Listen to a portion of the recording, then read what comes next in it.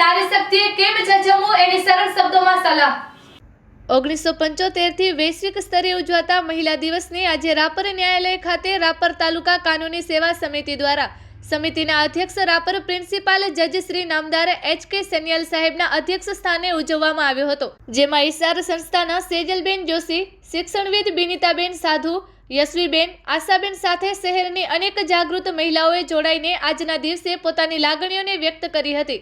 આ પ્રસંગે રાપર બાર એસોસિએશનના પ્રમુખ શ્રી એડવોકેટ વેલજીભાઈ પરમાર, મહામંત્રી શ્રી મહેશભાઈ આઈ ગઢવી, સિનિયર એડવોકેટ શ્રી ઘનશ્યામભાઈ પૂજારા, ઘનશ્યામભાઈ વ્યાસ સાથે અનેક એડવોકેટ મિત્રો તેમજ રાપર કોર્ટ સ્ટાફના કિરણભાઈ, સોએબભાઈ અને સ્ટાફ દ્વારા વ્યવસ્થા જાળવવામાં આવી હતી। બહેનો દ્વારા ઉલસન સુલસન ગેમના માધ્યમથી કોઈપણ કપરી સ્થિતિમાંથી કેમ બહાર નીકળવું એનું સીધું નિર્દેશન કરાયું હતું। અંતમાં રાસ ગરબા બાદ યુવા એડવોકેટ મધુભા બી વાઘેલાએ આભાર વિધિ કરીને અલ્પાહાર બાદ કાર્યક્રમ પૂર્ણ જાહેર થયો હતો।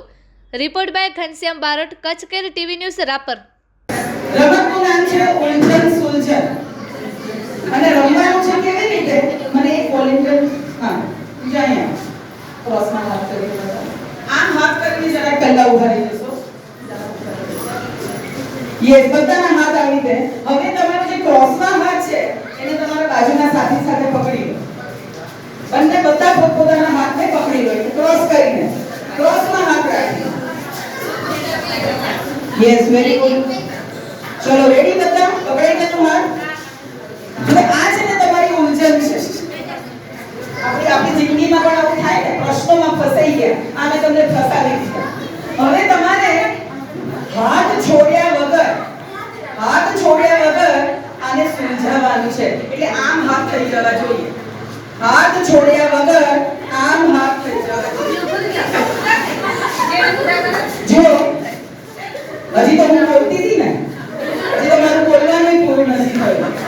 આ શીખતા જ જજો આમાંથી કે આપણે આવું જ કરીએ છીએ અને એટલે જ પછી આપણે પાછળ રહેવું પડે છે। હજી તો મારું બોલવાનું ચાલુ। શું થયું? ના થયું? કોઈથી ના થયું? તો હવે શીખવું છે તો આખું એક ગોળ કરી દો, ફટાફટ બતાવી દો। આખું ગોળ કરી દો, ફટાફટ જલ્દી આવી જાઓ। આખું એક ગોળ કરી દો, આખું એક ગોળ કરી દો, જલ્દી।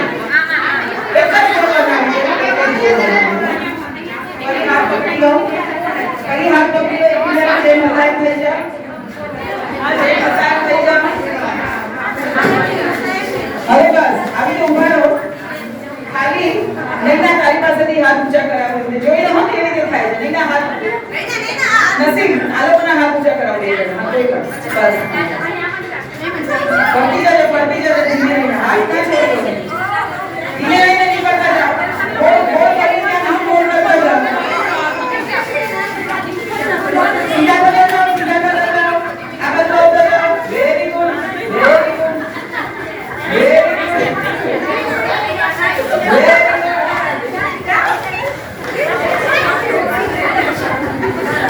ચલો આવી ગયા બધા? સમજાઈ ગયું? યસ, તો પહેલા તો આપણે મને તાળી પાડો। કોમ્પ્યુટરના આધારિત ઇન્ટેલિજન્સ વાળી પ્રક્રિયા એ આખા વિશ્વમાં આકાર પાડે છે।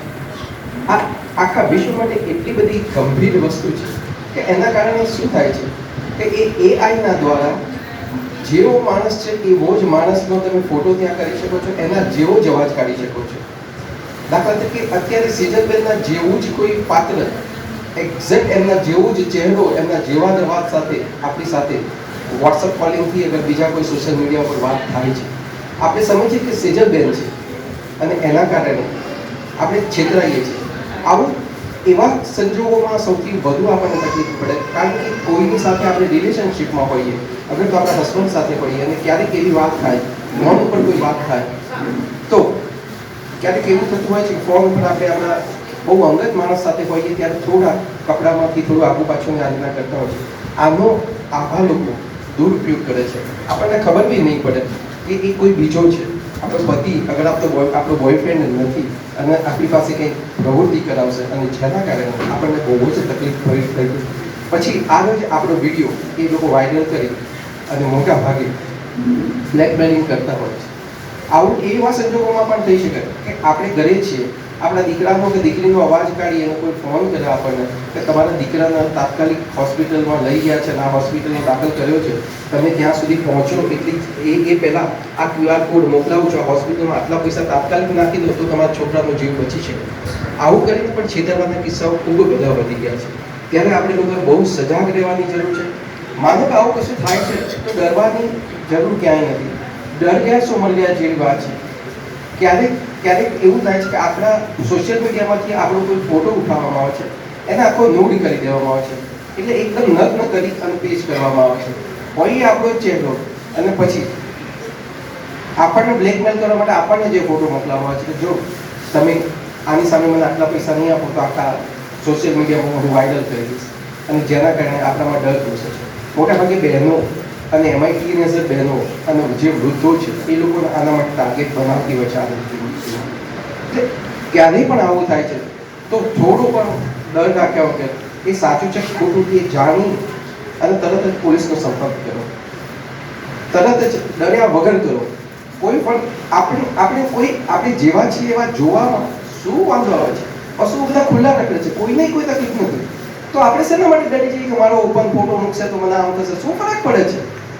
હા, ક્યાંય કોઈનામાં પશુ ખુલ્લું રાખે છે, કોઈનામાં કોઈ ભાવ આવ્યો, આપણે બધું જે ઢાંકી નાખીએ છીએ એનાથી જ આ બધા ભાવની પેલ થાય છે. એટલે માનો હું આપણે એવું નથી કહેતો કે પણ ક્યારેક કોઈ આ રીતનું કરે છે તો એના માટે ડરવા ગભરાવાની કોઈ જરૂર નથી.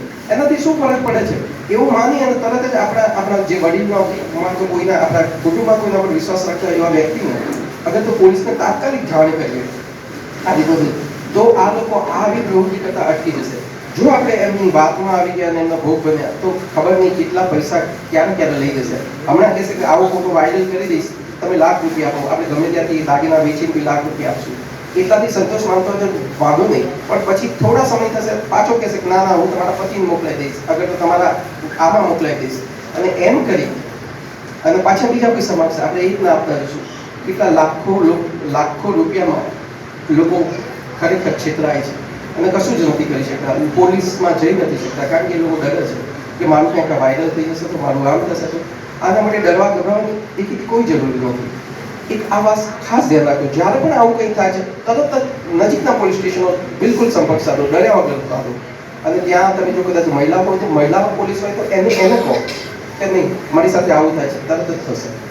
માનો અહીં નજીકની પોલીસ સાંભળતી નથી તો ઉપર ડીવાયએસપી અગર ડીએસપીને વાત કરો આ રીતનું થાય છે તો 100% સાંભળશે.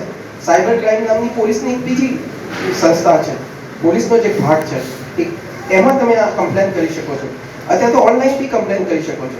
એટલે માનો કે આપણને ઓનલાઈન કમ્પ્લેન કરતા ના ફાવતું હોય, પણ આપણા બાળકો તો પછી અત્યારના યંગ માણસો છે એ બાબતે બહુ જ એક્સપર્ટ છે, અને એ કોઈ પણ એપમાંથી જઈ અને તરત જ આપણી પોલીસની જે એપ છે એમાં જઈ અને એ ફરિયાદ કરી શકશે. ઓનલાઈન ફરિયાદ, એ ઓનલાઈન ફરિયાદ આપણે બિલકુલ કરી શકીએ છીએ. ડરવાની ગભરાવાની કોઈ જરૂરિયાત નથી, કોઈ આપણને આ રીતે બ્લેકમેલ નહીં કરી શકે. બીજું જ આપણે જેટલી પ્રગતિ કરી છે ને માણસનું મગજ એટલું જ એનો કેવી રીતે દુરુપયોગ કરવો એ બાબતે ખાસ થઈ રહ્યું છે. હમણાં તમે ડિજિટલ એરેસ્ટની એક વાત સાંભળી છે, દરરોજ છાપામાં આવતું છે કે ડિજિટલ એરેસ્ટ કર્યા. તમને છે ને તમારા ઉપર વિડીયો કોલિંગ આવે અને પછી તમને એવું કહેવામાં આવે કે તમારું ઉપર એક પાર્સલ આવ્યું છે, એમાં નાર્કોટિક ડ્રગ્સની બધી વસ્તુઓ મળી છે. જો આ પાર્સલનું તમારે એ કરવું હોય તો તમે છે ને આ મોબાઈલ એટલે કે તમારો વિડીયો કોલ કટ ના કરતા અને અમે કહીએ કે આટલા પૈસા મોકલાવી દો. આ રીતે લોકોને અઠવાડિયું સુધી વિડીયો કોલ પર રાખે છે, ક્યાંય બહાર જવા દેવાના નથી આવતા, અને પછી એમની પાસેથી મન ચાહે પૈસા લેવામાં આવે છે. આ પણ એક આવું ડિજિટલ એરેસ્ટ જેવી કોઈ પોલીસથી માંડી અને કોઈ સંસ્થા પાસે એવી કોઈ પેલી નથી કે ડિજિટલ એરેસ્ટ કરી શકે. આવું છે જ નહીં. પોલીસે તમને પકડવાશે તો કાયદેસરની ધરપકડ થશે અને તમારે ત્યાં આવી થશે. એટલે એવા સંજોગો ડિજિટલ એરેસ્ટ જેવી કોઈ વસ્તુ નથી. કોઈ તમને ગમે તેવું પોલીસનું નામ દઈને, જજનું નામ દઈને, બીજા કોઈનું નામ દઈને, ઇન્કમટેક્સનું નામ દઈને, કસ્ટમનું નામ દઈને ક્યાંય પણ ફોન કરે તો આ રીતનું કરે તો બિલકુલ આપણે જાગૃત રહીએ કે ના આવો કોઈ એ લોકો ફોન કરતા નથી. માનો કે છતાં બી આપણને લાગે તો આપણે નજીકના પોલીસ સ્ટેશનને વાત કરીએ, આપણો સાયબર ડિપાર્ટમેન્ટ છે પોલીસનો એને વાત કરીએ. આવું થઈ શકે છે. આપ જાતે તો જાગૃત થાઓ જ આજે મહિલા દિવસે, પણ ઘરનાને પણ જાગૃત કરવાની એકદમ આપણી ફરજ છે. કારણ કે એક માં એ 100 શિક્ષકથી ઘર જ સારા છે. એક માં જે છે જે સંતાનોનો સંસ્કાર આપે છે, ક્યાંક ના ક્યાંક આજે મહિલા દિવસે ખરેખર કહેવું પડે ક્યાંક ના ક્યાંક સ્ત્રીઓમાં બી થોડી ઉણપ છે, ત્યારે જ પુરુષો આવા પાક્યા છે. બાકી સ્ત્રીઓ જો પેલી હોતે તો કદાચ પુરુષોને પહેલેથી એ જે સ્ત્રીને શિક્ષણ આપે છે એ જ પુરુષને આપ્યું હોત તો કદાચ આપણે જે જેન્ડર અલગતાની વાત કરીએ છીએ એ કદાચ આવી ગઈ હોત. હજુ કશું મોડું નથી થતું, કોઈ વાતનું કશું મોડું નથી થતું, કોઈ કશાની માટેની કોઈ ઉંમર નથી હોતી. આજે પણ આ વસ્તુ થઈ શકે છે, આપણે કરી શકીએ છીએ. અને દિલથી આજે આપણે એક પ્રયત્ન કરીએ કે આપણા જેમ સેજલબેને કીધું કે આપણા પતિ, આપણા સસરાવાળા તો પછી આપણા ભાઈઓને સુધાર તો કદાચ આપણે નહીં શકીએ, આપણી વાત નહીં, પણ આપણું ભારત ચોક્કસ આપણું ભારત છે. ધીરે ધીરે આ જ પેઢી કાલે ભારતની બેસ્ટ નાગરિક થશે. તો આપણી મહિલા તરીકેની આજના દિવસે એક ફરજ હું તમને યાદ અપાવું કે આપણા સંતાનો એ દીકરો હોય કે દીકરી એવા સંસ્કાર આપીએ કે એને જોઈ અને લાગે. મેં ક્યાંક અહીંયા એક સરસ સૂત્ર લખ્યું છે કે છે મેં આમાં એક સરસ સૂત્ર લખ્યું છે, જો મળી જાય છે તો હું તમને કહું છું. હા, દરેક સ્ત્રીની ઇજ્જત કરો, એટલા માટે નહીં કે એ સ્ત્રી છે, પણ એ સાબિત કરવા માટે કરો કે તમારો ઉસે એક સારી સ્ત્રીએ કરેલો છે. તો એવા સંજોગોમાં એક માં સારા સંસ્કાર આપી શકે. સ્કૂલો તો પછી આવે છે, પણ એક માં જો સારા સંસ્કાર આપશે તો આઈ હોપ દરેક દીકરી એકદમ પાવરફુલ હશે અને દરેક દીકરો